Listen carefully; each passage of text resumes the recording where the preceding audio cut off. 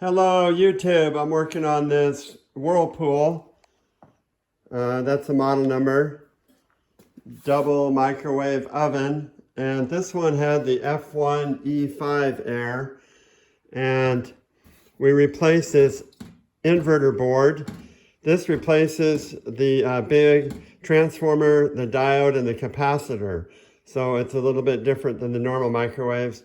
But we got this air, and I forget what all we did, but we got a new board. That didn't help. And then when I unplugged it and turned it on, I didn't get any more air code.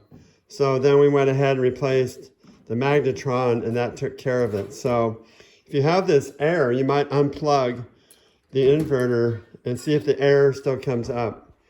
Anyway, we had to replace both these parts. Maybe only the MAGNETRON, probably only the MAGNETRON, but we ended up replacing both. So you might narrow it down if you get this air, unplug this. And these parts are basically about where they are here, but they're down inside on the top. So if you go searching for this thing, there's a black cover and plastic covers over this, but they're basically not too far down on the top. I hope this helps somebody.